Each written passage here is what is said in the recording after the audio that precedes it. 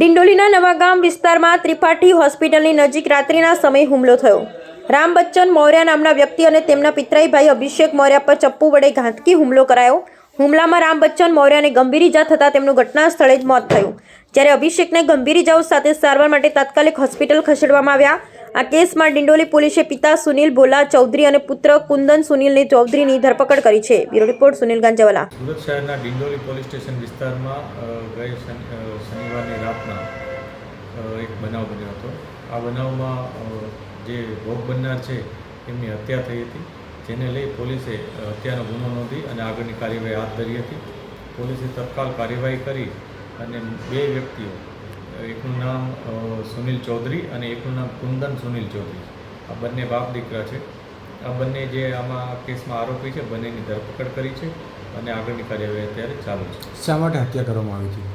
અત્યારે જે primary information પોલીસને મળી છે, જેમાં ઇન્ટ્રોગેશન દરમિયાન એવી માહિતી છે કે જે આમાં મુખ્ય આરોપી છે કુંદન સુનિલ ચૌધરી, એ કુંદનનો મિત્રતા જે ભોગ બનનાર છે રામ બચ્ચન મૌર્ય એના નાના દીકરા સાથે હતી.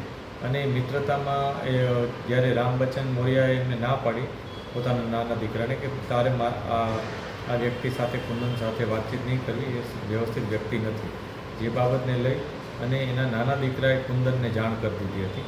અને એ બાબતને લઈ અને એનો કુંદન એના સાથે ઝઘડો કરવા આવ્યો હતો અને એના નાના દીકરાને પોતાની સાથે લઈ જવા આવ્યો હતો. આ પ્રકારની પ્રાથમિક માહિતી પોલીસને મળી છે. આ બધી બાબતો વેરીફાઈ અત્યારે કરી રહ્યા છે. કઈ રીતે આખી ઘટનાક્રમ કરવામાં આવી હતી હત્યા? જ્યારે કુંદનને એવું ખબર પડી કે એના મિત્રના ફાધર છે રામ બચ્ચન, એ પોતાના વિશે એટલે કુંદન વિશે એના મિત્રને આવી રીતના વાત કરે છે, એથી ઉશ્કેરાઈ ગયો હતો અને ઝઘડો કરવા આવ્યો હતો. આ ઝઘડાને લઈ એ અને એના અમુક મિત્રો પણ સાથે હતા અને સાથે પોતાની પાસે એક તીક્ષ્ણ હથિયાર પણ હતું. આ હથિયાર લઈ અને એણે શનિવારની રાતના ઘટનાક્રમને અંજામ આપ્યો હતો.